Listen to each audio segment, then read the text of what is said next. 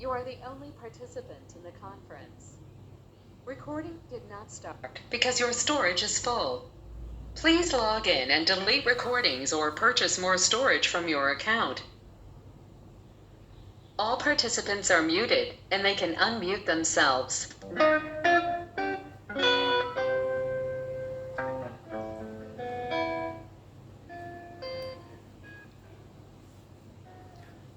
ओम नमोरियंताणम नमो सिद्धाणम नमो आर्याणम नमो वज्जायाणम नमो लोहि सव्वसाहुणम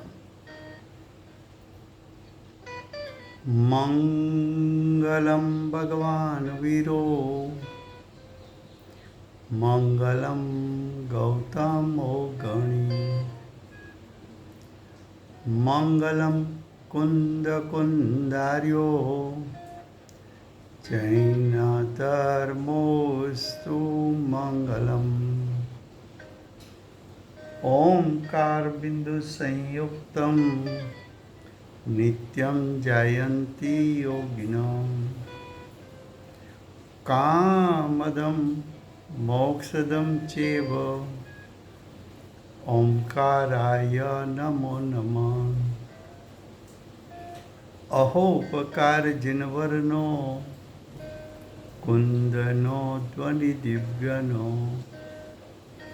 जेन कुंद ध्वनि आप्या अहो आ गुरु काननो तुझ ज्ञान त्याननो रंग अमया दर्श रहो ओ शिव पद तक तुझ संग माता हाथ ग्रहो।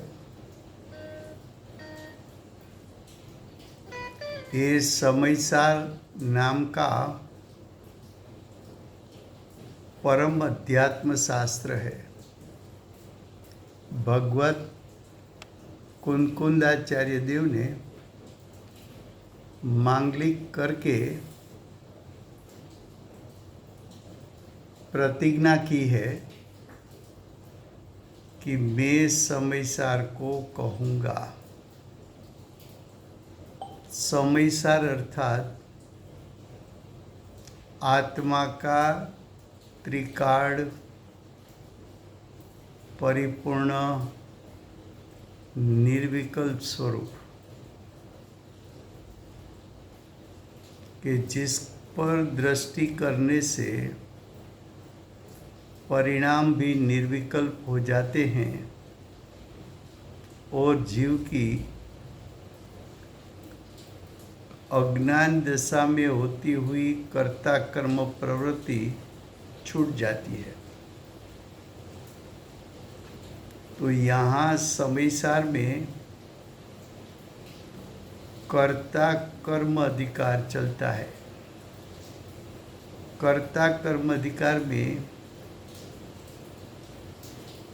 श्लोक 93 कल हिंदी में चला था, आज गुजराती में चलेगा। आचार्य भगवंते 144 ગાથામાં કહ્યું એ વાતને બે શ્લોક દ્વારા અમૃતચંદ્ર આચાર્ય દેવ વિશેષ વિસ્તાર કરે છે। તો 93-94 શ્લોક ટીકાકાર આચાર્ય અમૃતચંદ્ર આચાર્ય દેવ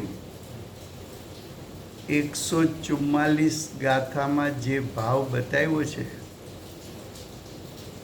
એ ભાવને કાયમ રાખીને વિશેષ વિસ્તાર કરે છે। એમાં શ્લોક 93 નયોના પક્ષો, નયોના પક્ષનો અર્થ થાય છે કે નિશ્ચય નહીં, વ્યવહાર નહીંના પક્ષ, શુદ્ધ નહીં, વ્યવહાર નહીંના પક્ષ દ્રવ્યાર્થિક નહીં, પર્યાર્થિક નહીં ના પક્ષ, બંને નયોના પક્ષ, બંને નય ના પક્ષ, પક્ષ કહેતા વિકલ્પ, શુદ્ધ નયનો વિકલ્પ સામે વ્યવહાર નયનો વિકલ્પ, નિશ્ચય નયનો વિકલ્પ તો સામે વ્યવહાર નયનો વિકલ્પ, દ્રવ્યાર્થિક નયનો વિકલ્પ તો સામે પર્યાર્થિક નયનો વિકલ્પ. આ બંને નયોના પક્ષો રહિત, બંને નયોના પક્ષથી રહિત વ્યવહાર નયનો પક્ષ, પર્યાર્થિક નયનો પક્ષ તો આચાર્ય ભગવાન પહેલેથી છોડાવતા આવ્યા છે. પણ નિશ્ચય નયનો પક્ષ પણ છોડાવો છે, શુદ્ધ નયનો પક્ષ પણ છોડાવો છે, દ્રવ્યાર્થિક નયનો પક્ષ પણ છોડાવો છે. કેમ? તો કે કોઈ પણ નયનો પક્ષ છે તે વિકલ્પ છે. વિકલ્પ છે ત્યાં સુધી નિર્વિકલ્પ દશા થતી નથી, ત્યાં સુધી આત્માની અનુભૂતિ થતી નથી. તો બંને નયના પક્ષ છોડાવા છે. તો કે નયોના પક્ષો રહિત, અચળ, અચળ એટલે નિર્વિકલ્પ, અચળ એટલે વિકલ્પ રહિત, નિર્વિકલ્પ ભાવને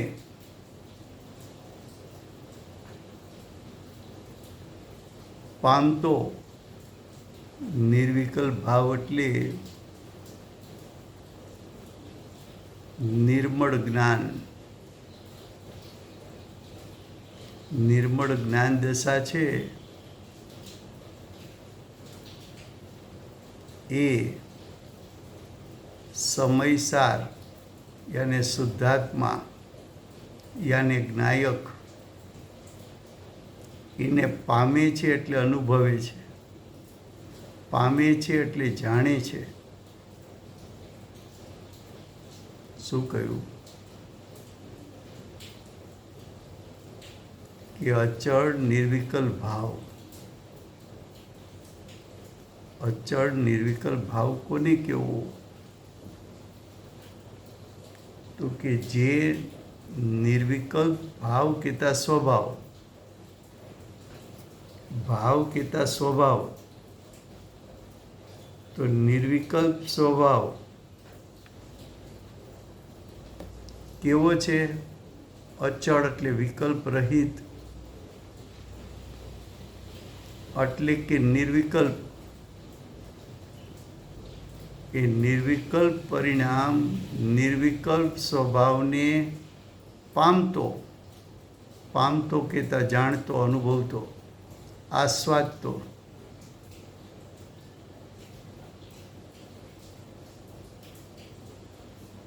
નયના પક્ષો છોડ્યા તો શું થયું? તો કે નયના પક્ષો તો વિકલ્પો હતા, રાગ હતો, પક્ષપાત હતો.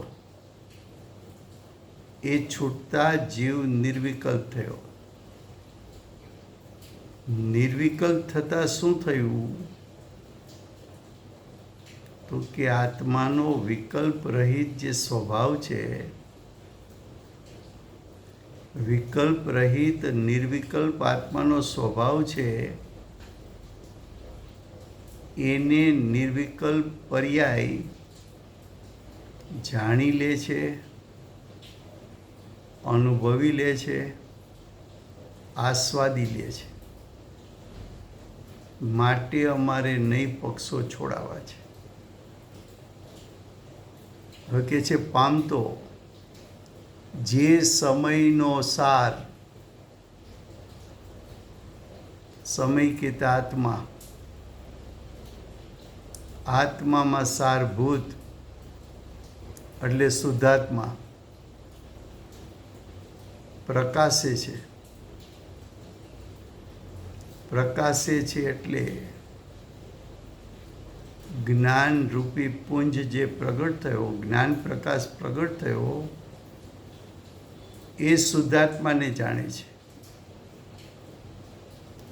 અંધકાર જાણી ન શકે, સૂર્યપ્રકાશ જાણી શકે, સૂર્યપ્રકાશ પ્રકાશી શકે, અંધકાર પ્રકાશી ન શકે. મિથ્યા જ્ઞાન છે એ અજ્ઞાન છે,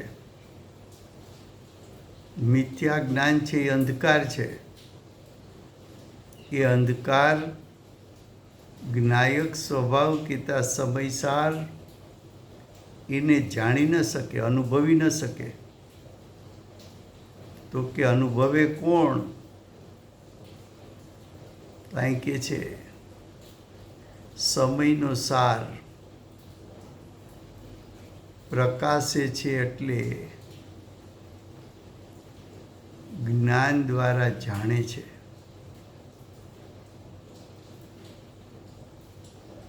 જ્ઞાન નામનો પ્રકાશ, સૂર્યનો પ્રકાશ જેને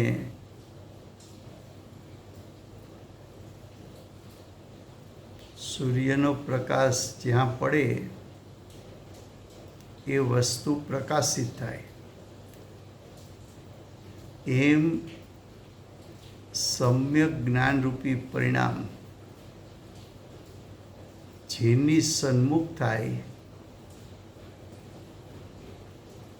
એને પ્રકાશે એટલે જાણે. તો સમ્યક જ્ઞાન પ્રકાશનો પુંજ યુગપદ જ્ઞાન એ આત્મ સ્વભાવ સન્મુખ હોવાથી આત્માના ત્રિકાળ શુદ્ધ સ્વભાવને જાણે છે, એટલે કે પ્રકાશે છે. તે આ સમયસાર, સમયસારનો અર્થ શું કરવો? તો પંડિતજીએ કૌંસમાં લખ્યું શુદ્ધાત્મા.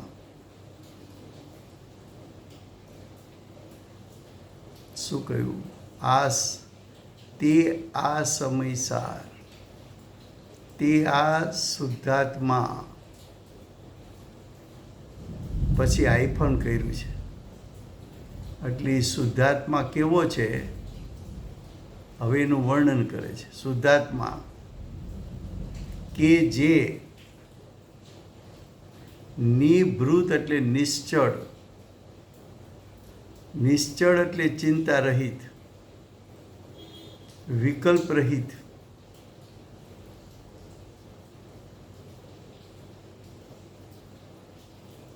આ શુદ્ધાત્મા કેવો છે? તો કે આત્મલીન, પોતાના સ્વરૂપમાં પોતે લીન છે. એ વિકલ્પમાં આવતો નથી, વિકલ્પથી રહિત છે, ચિંતાથી રહિત છે. તો કે છે કે જે પુરુષો વડે, એ પુરુષનો અર્થ છે આત્મા.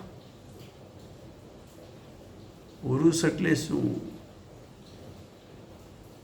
તો કે વિભાવનું સેવન કરે, રાગનું સેવન કરે, એને પુરુષ કહ્યો નથી.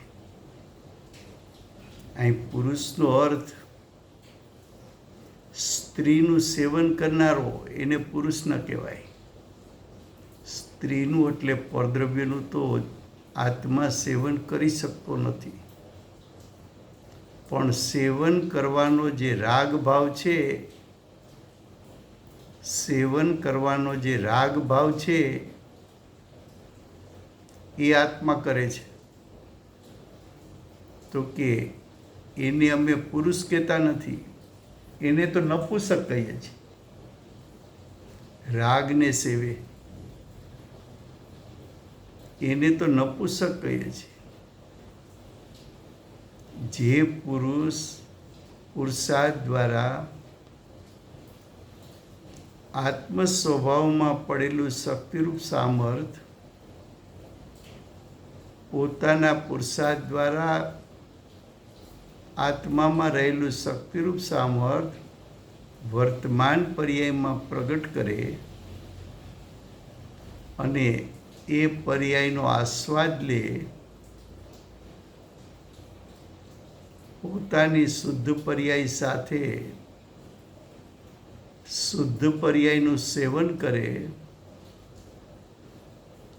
એવા આત્માને અમે પુરુષ કહીએ છીએ. તો કે પુરુષો વડે સ્વયં આસ્વાદ્યમાન છે. આસ્વાદ્યમાન એટલે આસ્વાદમાં આવે તેવું. આત્માનું સ્વરૂપ કેવું છે? સમયસારનું સ્વરૂપ કેવું છે? તો કે જે આત્મા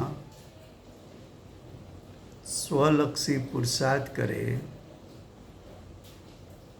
તો સ્વલક્ષી પુરુષાર્થ વડે સ્વયં કહેતા પોતે પોતાને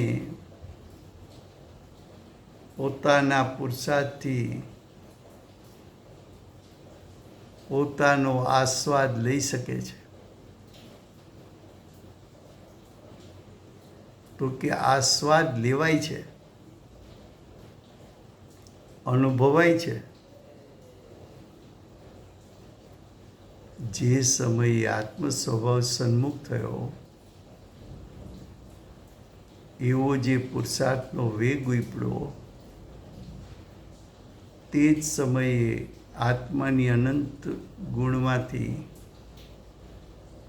આંશિક શુદ્ધતા જે પ્રગટ થઈ, એ આંશિક શુદ્ધતામાં અતિન્દ્રિય જ્ઞાન, અતિન્દ્રિય સુખ સહિત અનંત ગુણોની જે શુદ્ધતા આત્માના સર્વ પ્રદેશેથી ઉત્પન્ન થઈ, તે સમયે અતિન્દ્રિય જ્ઞાન, અતિન્દ્રિય સુખ અનુભવાયું. એ અનુભવાયું એને આસ્વાદ કેવો છે? ઘણા એવો પ્રશ્ન કરે કે અમને સમ્યક દર્શન ક્યારેય થયું નથી અને પ્રથમ વખત સમ્યક દર્શન થાય તો અમને કેમ ખબર પડે કે અમને સમ્યક દર્શન થયું છે? તો કે તને સમ્યક દર્શન થશે ત્યારે આત્માના અનંત ગુણોની શુદ્ધતા પ્રગટશે. એમાં સાથે સાથે અતિન્દ્રિય જ્ઞાન, અતિન્દ્રિય સુખ વેદનભૂત પ્રગટ થશે. એ અતિન્દ્રિય જ્ઞાન, અતિન્દ્રિય સુખનું જે વેદન થશે, એવું વેદન પૂર્વે ક્યારેય થયું નથી.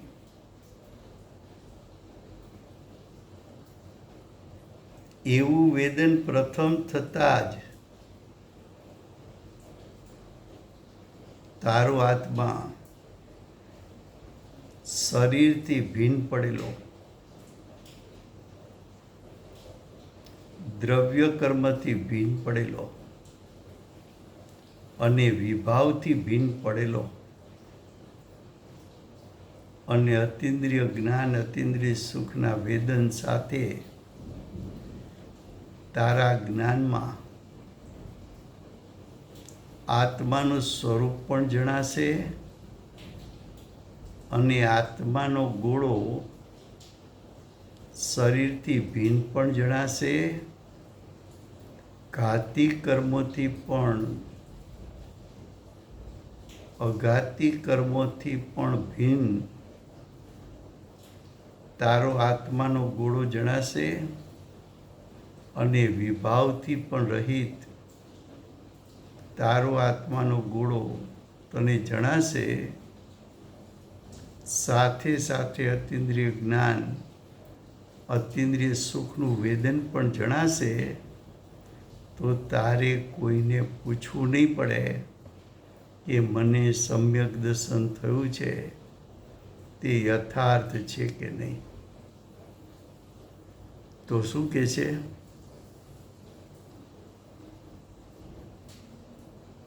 આસ્વાદ લેવાય છે, અનુભવાય છે,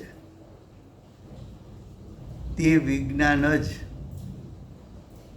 વિજ્ઞાન એટલે સમ્યક જ્ઞાન, સમ્યક જ્ઞાન જ જેનો એક રસ છે, આત્મામાંથી પ્રગટ થયેલો, આત્માના જ્ઞાન સ્વભાવમાંથી પ્રગટ થયેલો સમ્યક જ્ઞાનનો એક રસ,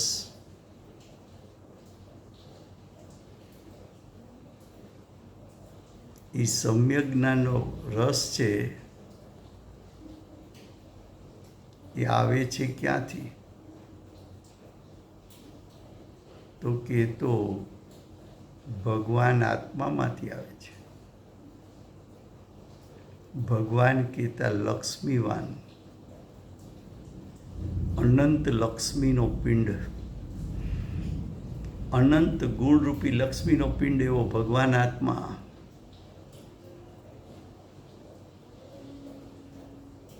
તો કે વિજ્ઞાન ઘન જ જેનો એક રસ છે એવો ભગવાન, ભગવાન કહેતા આત્મા, આત્માનો યથાર્થ રસ એ સમ્યક જ્ઞાન છે. હવે કે છે પવિત્ર પુરાણ પુરુષ છે. આ ભગવાન આત્મા છે એ કેવો છે? તો કે જેના આત્માનું સ્વરૂપ પવિત્ર છે.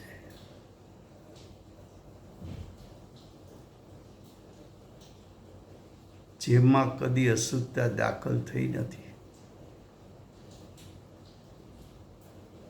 પુરાણ કહેતા શાશ્વત, પુરાણ કહેતા અનાદિનો,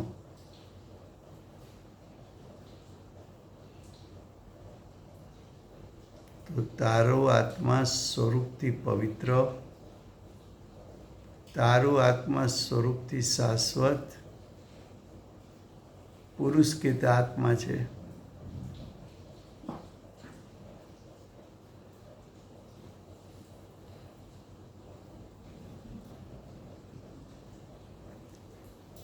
તો આત્મા કેવો છે?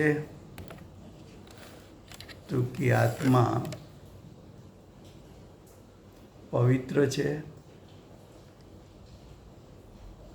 આત્મા શાશ્વત છે. આવા આત્માનું સેવન કરે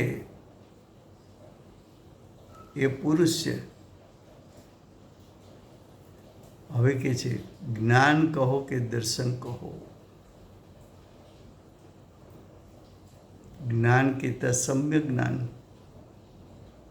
દર્શન કહેતા સમ્યક દર્શન.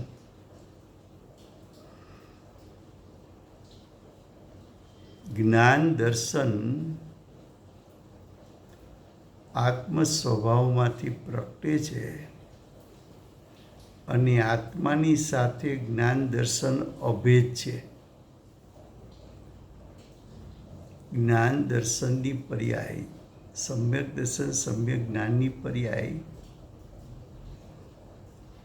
એ આત્માથી છૂટી નથી, આત્માથી ભિન્ન નથી.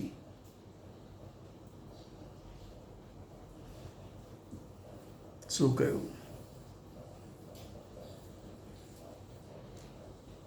એ આત્માથી ભિન્ન નથી. માટે એમ કહ્યું કે સમ્યક દર્શન સમ્યક જ્ઞાન આત્મ સ્વભાવ સાથે અભિન્ન હોવાથી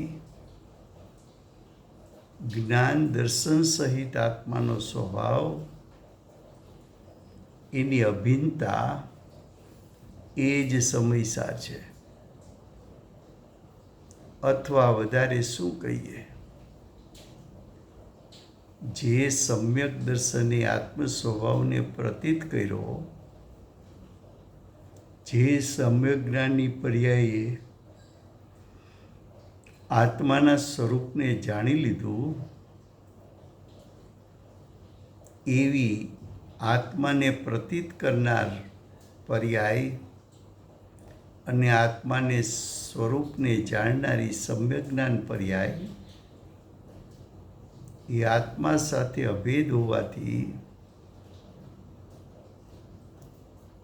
અભેદ પર્યાય સહિતના આત્માને અમે સમયસાર કહીએ છીએ. એ સમયસાર જ છે, વધારે શું કહીએ. તારી સમ્યક જ્ઞાનની પર્યાય દ્વારા આત્મ સ્વભાવને આસ્વાદી લે. તારી સમ્યક દર્શનની પર્યાય દ્વારા આત્મ સ્વભાવની પ્રતીતિ કરી લે. બીજું અમે તને શું કહીએ? જે કાંઈ છે તે આ એક જ છે. સર્વ પ્રકારે તને હિતકારી એકમાત્ર સમયસાર છે. શું કીધું? જે કાંઈ છે તે આ એક જ છે, માત્ર જુદા જુદા નામથી કહેવાય છે. ત્રિકાળ શુદ્ધાત્મા, એને જુદા જુદા નામથી કહેવાય છે. એને સમયસાર કહો, એને ત્રિકાળ શુદ્ધાત્મા કહો, એને ધ્રુવધામ કહો, એને પરમ પારણામિક ભાવ કહો, એને ભગવાન આત્મા કહો, એને સર્વજ્ઞ કહો, એને સિદ્ધ સમાન કહો, એને શુદ્ધ નયનો વિષય કહો, એને દ્રવ્યાર્થિક નયનો વિષય કહો, એને શુદ્ધ નિશ્ચય નયનો વિષય કહો, એને દ્રષ્ટિનો વિષય કહો, એને પવિત્ર ત્રણેય કાળ પવિત્ર કહો, એને ત્રણેય કાળ વિતરાગ કહો, એને ત્રણેય કાળ જ્ઞાન દર્શનમય કહો, એને જ્ઞાનનો પિંડ કહો, એને સુખનો પિંડ કહો, એને પુરુષાર્થનો પિંડ કહો,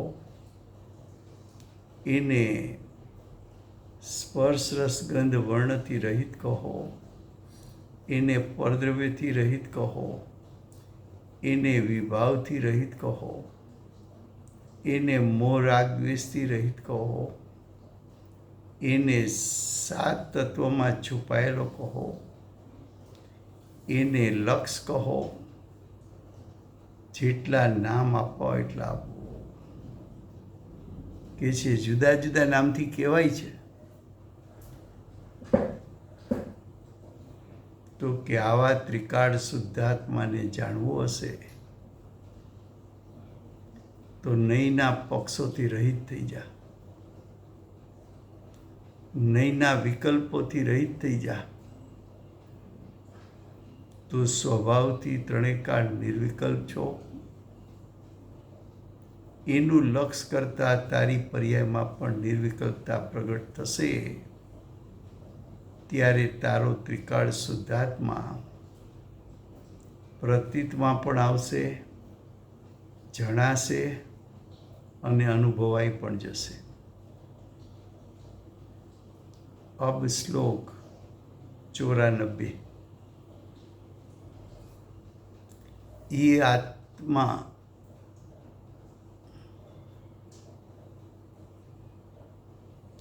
ज्ञान से च्युत हुआ थका, वो ज्ञान में आकर मिलता है, ऐसा अब कहते हैं। क्या कहा अमृतचंद्र आचार्य देव ने कि अज्ञानी का आत्मा अनादिकाल से स्वभाव से च्युत हुआ है। स्वभाव से च्युत होकर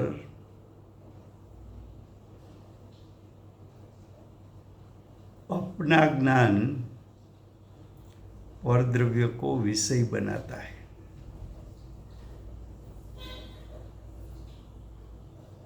तो ज्ञान रूप परिणमन स्वभाव से च्युत होकर और द्रव्य को जो विषय बनाता है, वही ज्ञान अब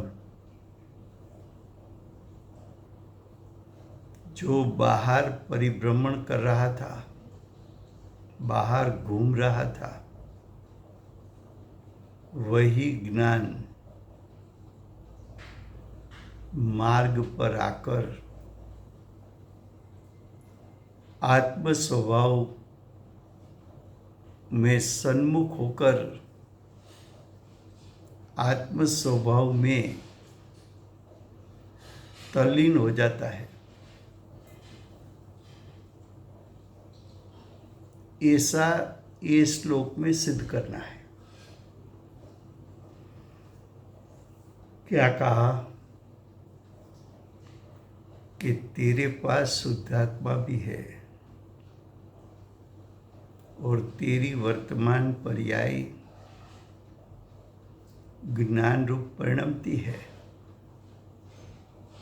लेकिन तारी ज्ञान रूप परिणमित पर्याय स्वस्वभाव से च्युत होकर पर द्रव्यों को प्रकाशित करती है। तेरा ज्ञान कहाँ चला गया? तो के स्वयं के स्वभाव से च्युत होकर पांच इंद्रिय मन का अवलंबन लेकर और द्रव्यों को विषय बनाता है। वही ज्ञान की पर्याय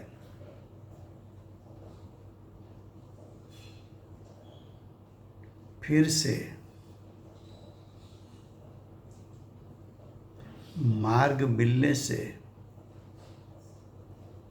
बाहर से पलटकर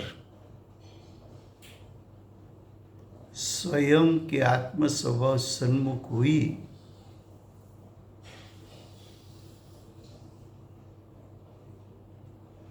तो स्वयं आत्म स्वभाव की सन्मुख हुई वो ज्ञान की पर्याय आत्म स्वभाव में लीन होकर आत्म स्वभाव का स्वरूप जानकर अनुभवन करके आस्वाद लेके आत्म स्वभाव में लीन हो गई, तो आत्म स्वभाव का स्वरूप कैसा है वो उसकी वर्तमान ज्ञान की पर्याय में आत्मा का स्वरूप प्रकाशित हो गया। आचार्य भगवंत ये कहते हैं कि तेरी वर्तमान ज्ञान की पर्याय भटक गई, कहीं न कहीं दूर दूर चली गई।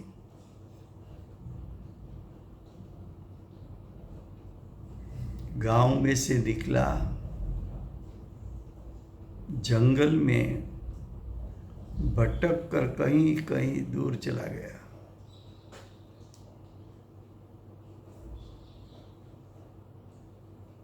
मैं कौन हूं, कहां से आया, सब भूल गया, इतना भटक गया। ज्ञान की पर्याय रूपी पदार्थों को विषय अनादिकाल से बनाती है।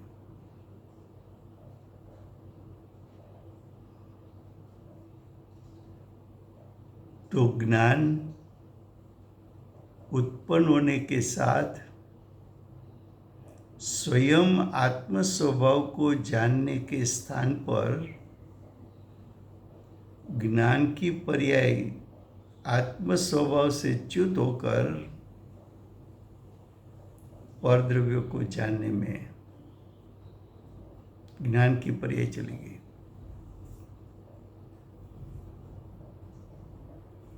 क्या कहा?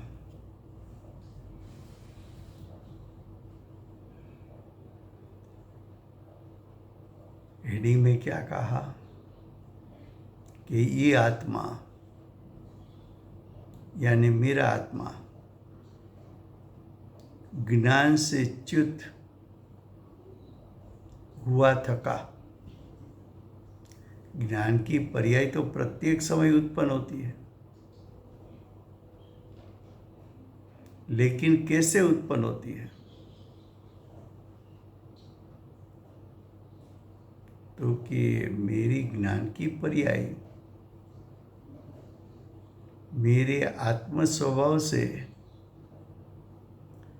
च्युत होकर यानी स्वभाव का लक्ष्य छोड़कर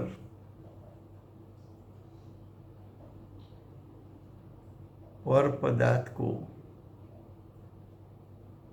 जानने में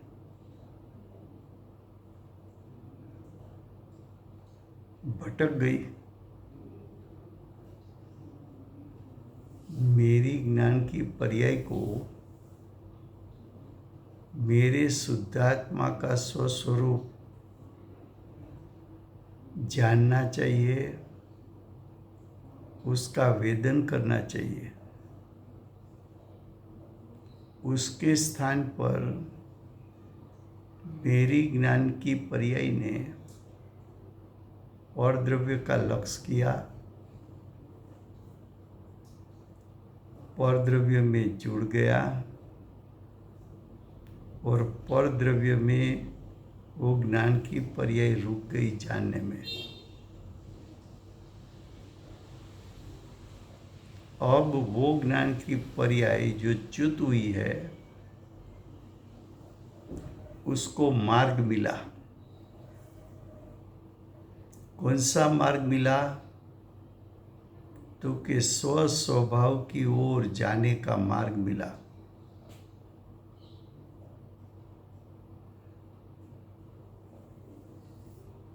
तो ज्ञान की पर्याय आत्म स्वभाव की ओर ढल गई। तो तेरी ज्ञान की पर्याय जो च्युत हुई है वही ज्ञान की पर्याय आत्म स्वभाव की ओर ढल सकती है। तेरी ज्ञान की पर्याय परद्रव्य को विषय बनाती है, वही ज्ञान की पर्याय आत्मा के स्वस्वभाव को विषय बना सकती है। तेरी ज्ञान की पर्याय परद्रव्य के स्वरूप को जानने के लिए जाती है, वही ज्ञान की पर्याय तेरे स्वयं के स्वभाव सन्मुख होकर तेरे आत्मस्वरूप को वही ज्ञान की पर्याय जान सकती है। च्युत हो गई है वो बात भूल जा, फिर से पुरुषार्थ उठाओ, स्वभाव सन्मुख हो जा। तो देखो श्लोकार्थ, जिस प्रकार पानी स्वयं के समूह से च्युत होकर दूर गहन वन में भमता है, क्या कहा?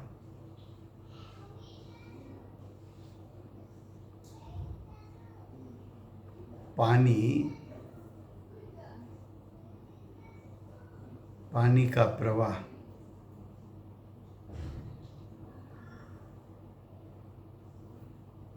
सरोवर में नहीं रहकर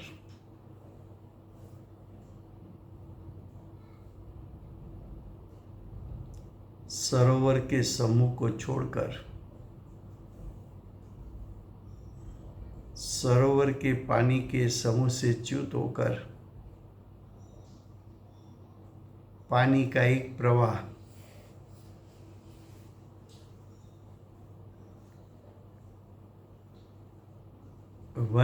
वन की ओर चला गया।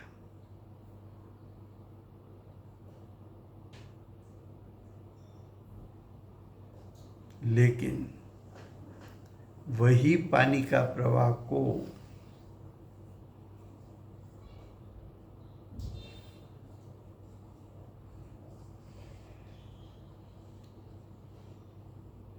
कहीं स्लोप मिला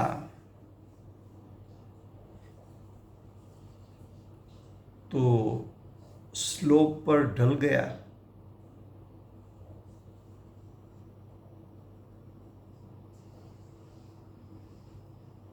फिर वो पानी के बूंद एक दूसरे के साथ मिलके अपना बल बढ़ा के फिर से सरोवर की ओर चला गया।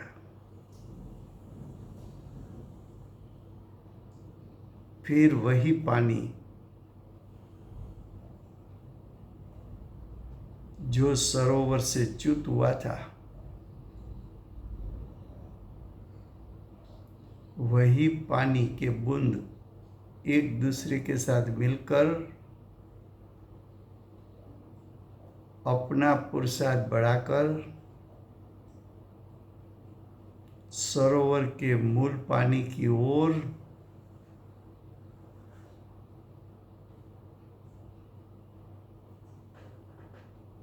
मूल सरोवर की ओर चला आया। फिर पानी का वही प्रवाह मूल पानी में समा गया।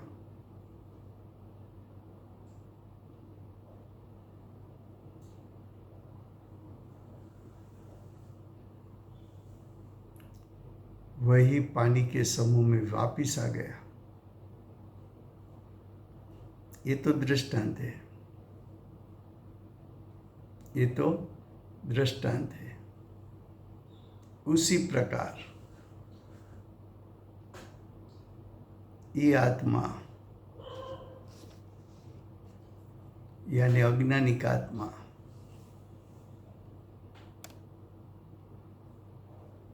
किसका आत्मा? तो कि अज्ञानिक आत्मा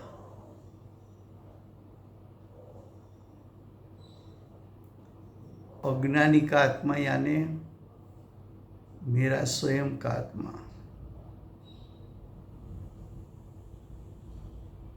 स्वयं के विज्ञान घन स्वभाव से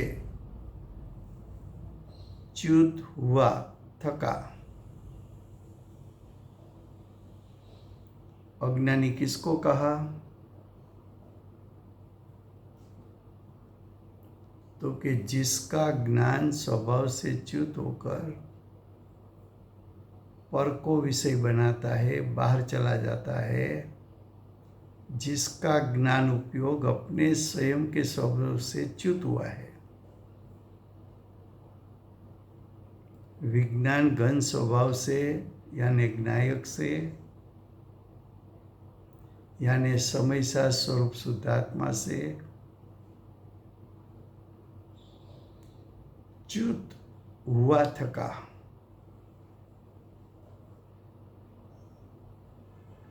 ज्ञान की पर्याय प्रति समय उत्पन्न होती है। ज्ञान की पर्याय जो उत्पन्न होती है उसमें स्वभाव का जोर है तो स्वस्वभाव को स्पर्श करके उत्पन्न होती है, लेकिन ज्ञान की पर्याय जो उत्पन्न होती है उसमें पर की महिमा है, तो उत्पन्न होने के साथ पर में ज्ञान की पर्याय जुड़ जाती है।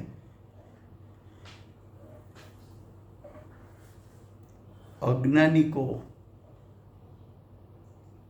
शुद्धात्मा का महिमा नहीं है,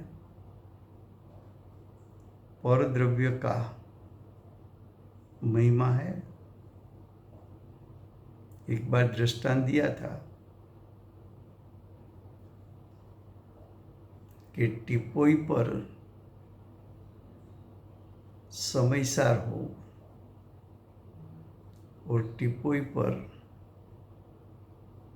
20 लाख की डायमंड की बेंगल्स पड़ी हो, तो दो में से उठाकर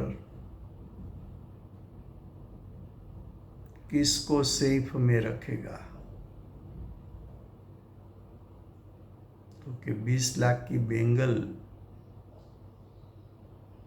उसकी कीमत उसको ज्यादा लगती है,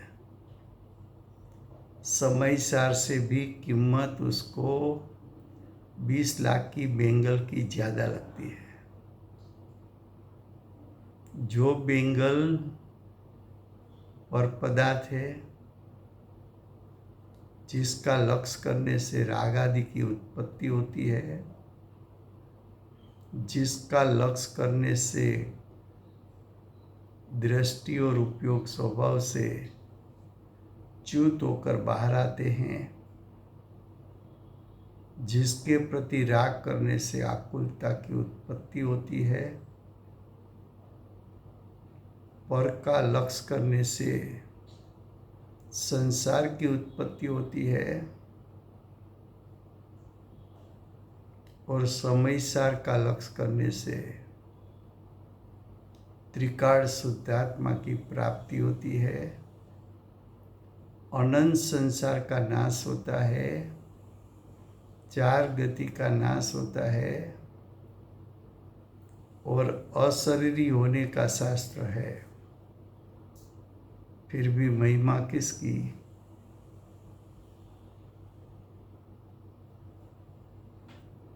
वैसी तरह तेरी ज्ञान की पर्याय की उत्पत्ति हुई, तो जो ज्ञान की पर्याय की उत्पत्ति हुई, उत्पन्न होने के साथ जिसमें परद्रव्य की महिमा है,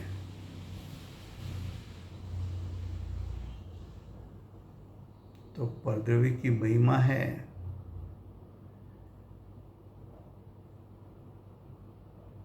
तो ज्ञान उपयोग उत्पन्न होने के साथ स्वभाव से च्युत होकर परद्रव्य में तन्मय हो जाता है। तो यहां बताया कि दृष्टांत की तरह ये आत्मा यानी अज्ञानी का आत्मा, मैं अज्ञानी हूं એટલે मेरा आत्मा स्वयं के विज्ञान घन स्वभाव से, विज्ञान घन स्वभाव એટલે જ્ઞાયક स्वभाव, विज्ञान घन स्वभाव એટલે स्वयं का निवास स्थान, तो स्वयं के निवास स्थान से च्युत हुआ थका, स्व स्वभाव से च्युत कहो, ज्ञायक से च्युत कहो, कि स्व का निवास स्थान है उससे च्युत कहो, सब बातें के च्युत हुआ थका प्रचुर विकल्प जाड़ के गहन वन में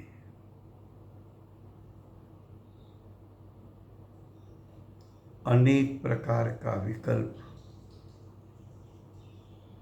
एक के बाद एक के बाद एक, अनेक प्रकार का विकल्प। अकेला बैठा हो, अंधेरे में बैठा हो, सामने 5 इंद्रिय का विषय न हो, फिर भी विकल्प किसका करता है तू? अकेला है, निवृत्त है, आत्म स्वभाव का चिंतन कर सकते हो, फिर भी आत्म स्वभाव का चिंतन भी नहीं, वो भी विकल्प है, उसका चिंतन भी नहीं।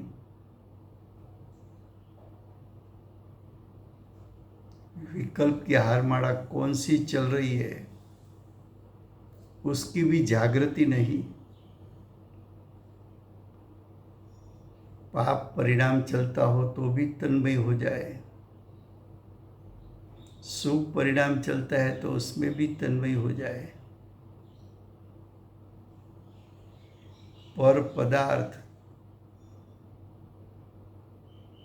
10 प्रकार के परिग्रह आदि उसके विकल्प में चला जाए। विकल्प किस दिशा में जा रहा है उसका भी जागृति नहीं, भान नहीं।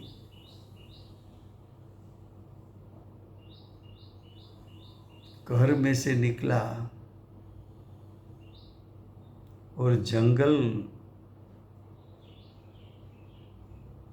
में 5, 25, 50 किलोमीटर चला गया, भान नहीं कहाँ हूं।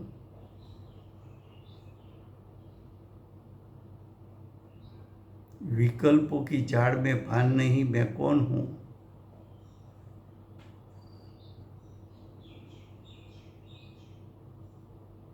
कोई विकल्प भी एक धारा प्रवाह रूप उसका टिकता नहीं। पर के बारे में भी जो विषय उसका रुचिवंत है उसमें भी टिक नहीं पाता। परिणाम का कोई ठिकाना नहीं कि मेरे आत्म स्वभाव से मैं कितना दूर चला गया, मेरे निवास स्थान से कितना दूर जंगल में चला गया, मालूम नहीं। गहन वन लिखा है।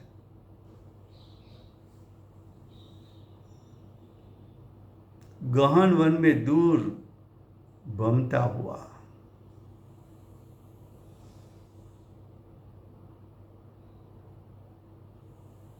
वो गहन वन में चला गया, उसको दूर से ही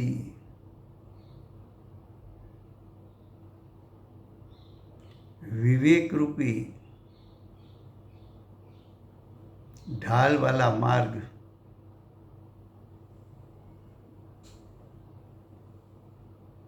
के माध्यम से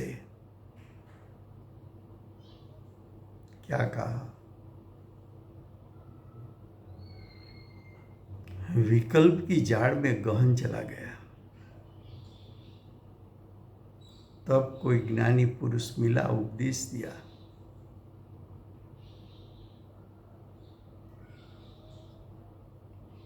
विवेकी ज्ञान किसको कहते हैं? आत्मा का स्वरूप क्या है, आदि बात ज्ञानी ने सुनाई।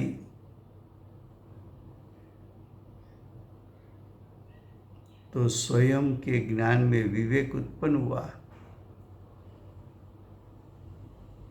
कि मैं मेरे स्वभाव से भटक कर कहाँ निकल गया, मैं कौन हूँ, मेरा स्वभाव कैसा है, मैं स्वभाव से च्युत क्यों होता हूँ।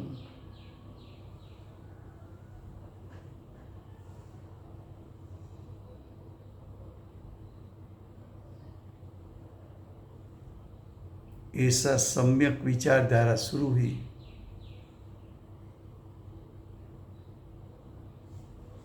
क्या कहा? विवेक रूपी ढाल वाला मार्ग के माध्यम से, यानी मोक्ष मार्ग के माध्यम से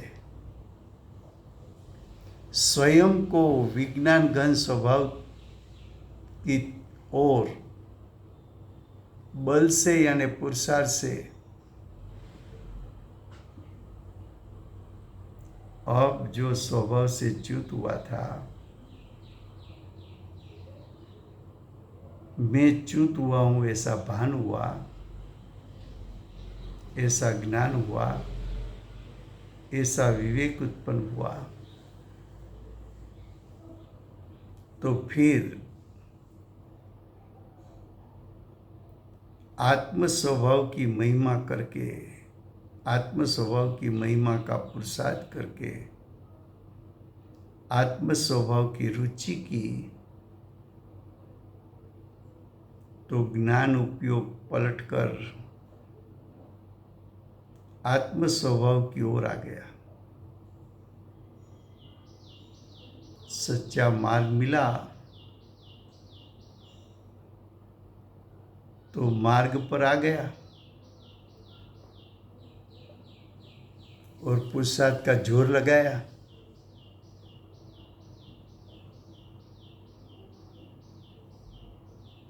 केवल विज्ञान घन का ही रसीला पुरुषों ने, जो एक विज्ञान रस वाला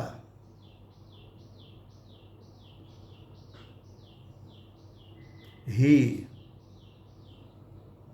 अनुभव में आता है, ऐसा ही आत्मा, क्या कहा, आत्मा विज्ञान घन है, ज्ञायक है।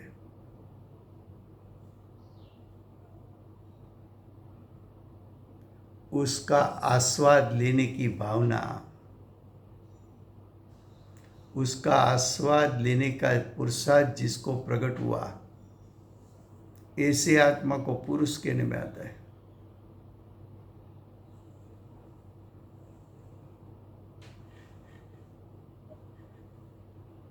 जो पर तरफ परिणति चली थी, उसको पुरुषार्थ करके, आत्म स्वभाव की रुचि करके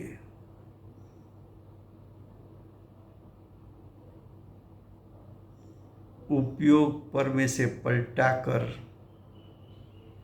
स्वसन्मुख किया।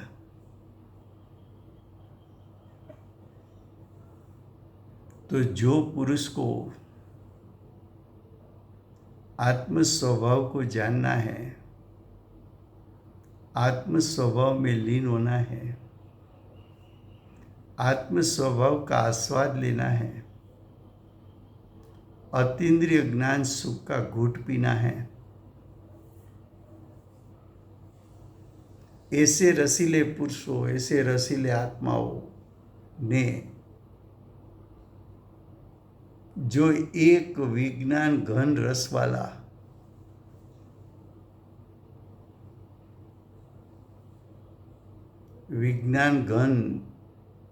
विज्ञान रस वाला, वो उसका वास्तव में निवास है। परद्रव्य में उपयोग को घुमाना वो उसका निवास नहीं है।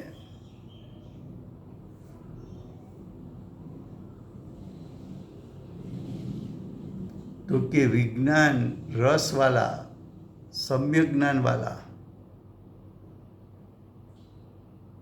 ही अनुभव में आता है। ऐसा वो आत्मा को आत्मा में ही खींचता हुआ ज्ञान प्रवाह बाहर चला गया था। अब ज्ञान प्रवाह ज्ञायक स्वभाव की ओर चला। आत्मा का स्वरूप जितना जाना, इतनी महिमा बढ़ती गई। ज्ञान घन होता गया।